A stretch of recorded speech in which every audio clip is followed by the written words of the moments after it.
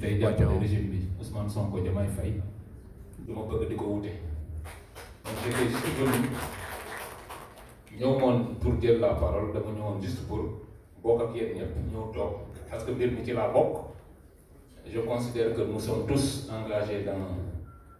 une entreprise nationale de changement. loolu moo taxoon ma ñëw dama ñëw parce que aussi j'ai des relations privilégiées avec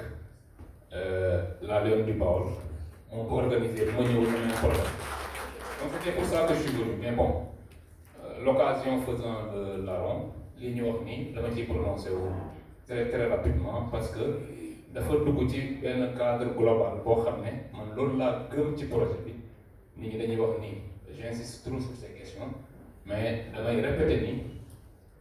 sénégalais yi bi ñuy jël pouvoir bi ñun bokk na ci liñ leen dig te ci loolu lañ ñuy xaar mooy cet impératif de justice et de reddition des comptes nit ñi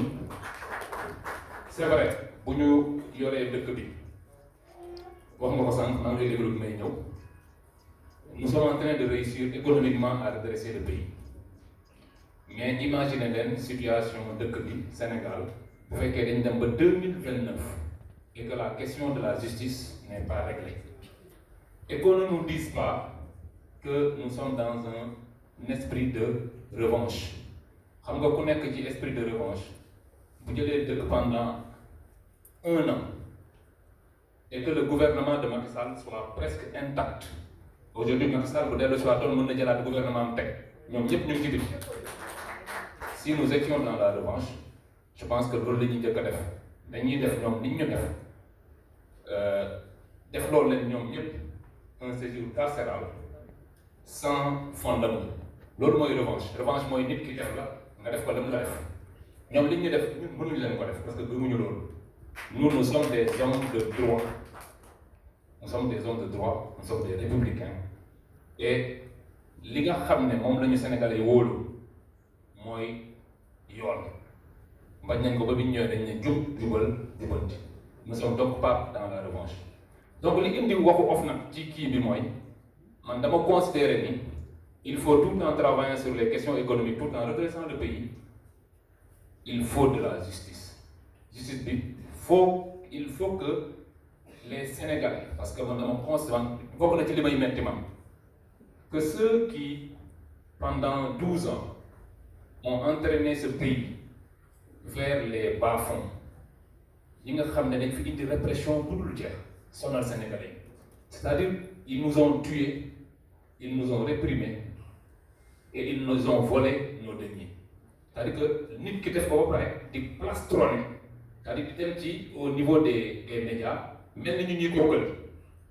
man nag loolu day bokk à chaque fois que j'en vois un da ngay gis nit koo xam ne mu leer ni kii bu lépp jaaroon yoon il aurait dû être à ma place à la chambre 48 de Rebeuss mais mu ngi fi di toog sur un plateau di wax bay ba ñuy jox des conseils en matière de respect des droits di joxe des leçons même de droit des gens qui devaient être derrière les barreaux bari nañu fi pour man nag un pays ne peut marcher avec autant de criminels dans la rue loolu mënul nekk moo tax ñuy proposer entre autres parce que dañu ne reddition des comptes ñoom ñëpp baax na ñuy réfléchir naan non il faut qu'on règle les problèmes il faut qu'on rende justice reddition des comptes mais loo gis ci àddina y a ce qu'on appelle la stratégie man nag damay réfléchir beaucoup en matière de stratégie comme eux d'ailleurs en son temps bi leen Ousmane Sonko sonale autour de Macky Sall il y avait un certain nombre de conseillers qui lui ont conseillé de mener des rafles systématiques contre les militants de Pastef ce qu'il a fait daf ñu rafle il aurait pu réussir son coup ñu jotee l'intelligence de Ousmane Sonko et de tous ceux qui étaient autour de lui je pense que vous en étiez liggéey nañ ci lu bëree bëri bu Ousmane Sonko nekkee kaso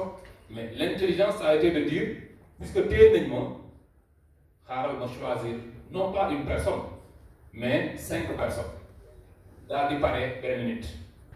c'est du génie politique loolu moo tax ñoom bi dañuy doon réfléchir il faut qu'on réfléchisse Aujourd'hui, il y a un certain nombre de choses qu'ils ont pu faire. Dans les fii un DAGE nit koo xam ne normalement écoutez moi je suis inspecteur des impôts bu ñu ma ñettoon tey ne ma boo génnewul 150 millions dem kaso je vais en prison léegi imaginer nag ñoo xam ne man damay jot 2 fois ou 3 fois ñoom li ñuy jot ñoom ñu mën a génne 150 millions d'un coup donc da ngeen di imaginer aujourd'hui ñoom am na lu ñu def loo xam ne nëbb nañ ko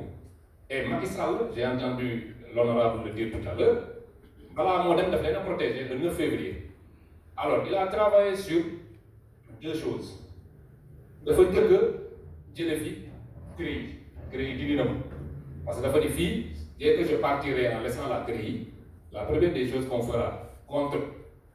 ma famille politique c'est la CREI parce que moom xam na leen ñoom ñëpp xam nañ ni c'était un système global organisé de prévarication ñoom xam nañ ko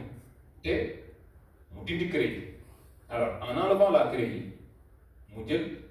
l'essence de la CREI c'était l'enrichissement illicite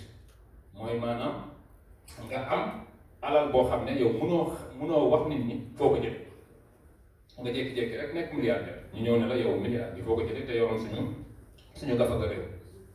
alors bi mu dindee CREI dafa jël la compétence de la CREI parce que créé na parquet financier mënoon na jël compétence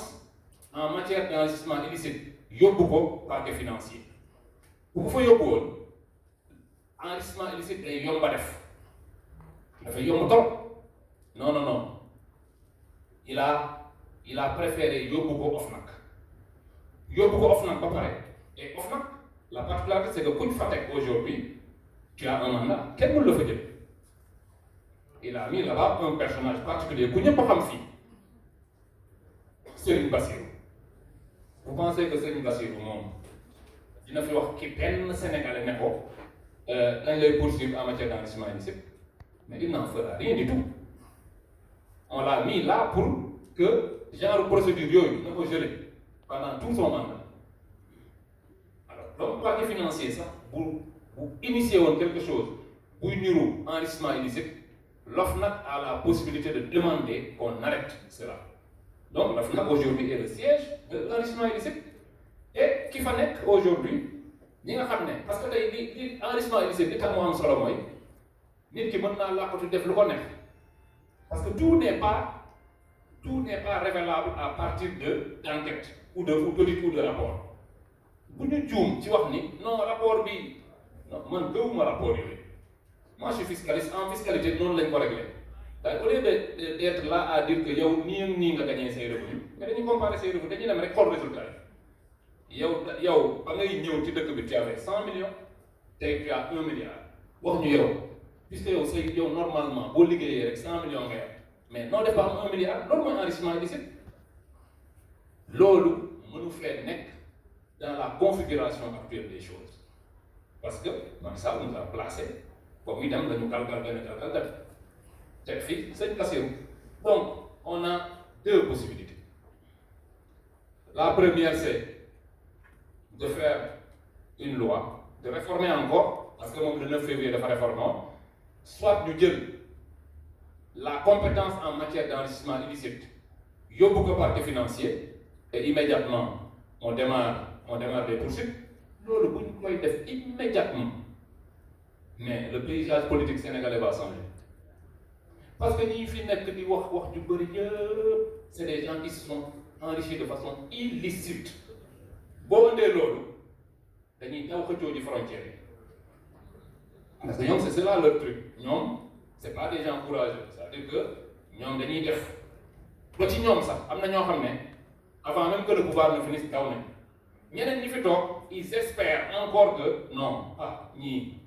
peut-être qu'ils ne trouveront pas le moyen de me créer des problèmes mais si jamais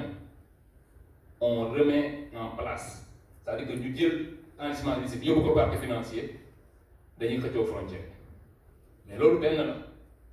en dehors de ça on peut tout bonnement mais réformer l'OFNAC dissoudre ko gars yi dañuy wax ne man dama bëgg dissoudre moi je vais directement aux choses pour man loolu mooy joxe ay résultats layam comme dit mon ami Dame Mbodj du indi résultat day yéex dëkk bi boo ko bëggee yokk si tu veux aller de l'avant il faut rendre d'abord de la justice on ne développe pas un pays sans justice mënuñu fee nekk gis ñoo xam ne ñii nii ils ont posé trop de problèmes à ce pays ñu ne non on va développer le pays en les laissant d'ailleurs ñoom duñu la ci seetaan parce que si vous voyez bien ce que j'appelle l'opposition dérivée l'opposition dérivée c'est des gens qui sont rémunérés à partir de deniers publics li ñu sàcc dañ koy jël dem trouver un ou deux chroniqueurs quelques journalistes mais jox leen ko et en politique tout est perception da ngay liggéey ba soog ñu jox ko benn presse rek ñuy wax ni non affaire bi yëpp loxul j'en veux pour preuve le port autonome de Dakar aujourd'hui mais c'est une catastrophe boo dégloo waa presse bi le port va très bien donc lan la c'est parce que ñoom ils ont les moyens de payer une certaine presse loolu mooy l'opposition dérivée c'est-à-dire que ñoom taxawuñu jàkkaarloog ñoom non dañuy jël ay nit fay leen ñooñu jàkkaarloog ñoom mais comme l'a dit le président Sonko mais ñooñu ñuy fay effaçons-les bu ñu leen effacé kan la ñuy jàkkaarloog mais la véritable opposition et opposition dégg naa la sànq nga koy wax ñun li neex ci ñun mooy nos principaux opposants mais ont commis des crimes et délits qui à tout moment peuvent les amener vers la prison y compris les nouveaux opposants doo leen tudd nag les nouveaux opposants des gens le pétard mouillé là mooy ki nga tuddee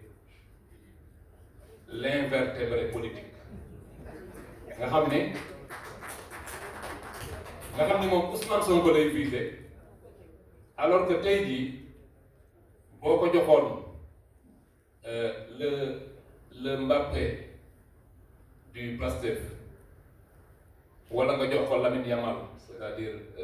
le plus jeune d'entre nous bu demoon élection kooku da koy gagné te pourtant yàgg na ci politique nag moom bi mu commencé politique kenn xamul kañ la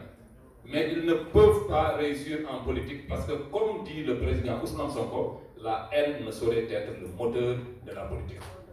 yow li lay yëkkati rek mooy bon damaa bañ kii donc lu mu wax rek ku ŋàññi Ousmane Sonko rek tu es d'accord avec lui kooku c'est pas de l'opposition c'est sans sentiment c'est-à-dire que bañuma la man dëkk bee ma ñor c'est un peu ça qu'on fait donc pour en revenir à ça je disais que nous avons une opposition qui est très très intéressante parce que c'est des gens qui sont faciles li ñu Macky Sall doon def mooy maanaam jàpp ñu tëj ñu sans raison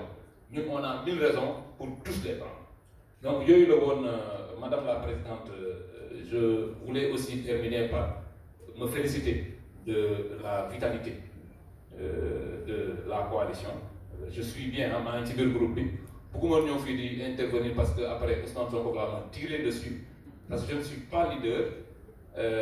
et lui il est très attaché aux choses qui sont bien faites mais mënu moon ñàkk ñëw fii wax fi lii je vous remercie. Merci Waly. Le secrétaire général qui est le point focal de Pastef dans la coalition Waly, Ayib, a été informé et Ayib devrait se rendre à Sédhiou pour un gàmmu, c'est ce qu'il m'a dit. Mu nekkoon le discours de Waly Donc Diouf vraiment, de son on avait besoin de cette opinion. Merci de suivre et de vous abonner. Merci.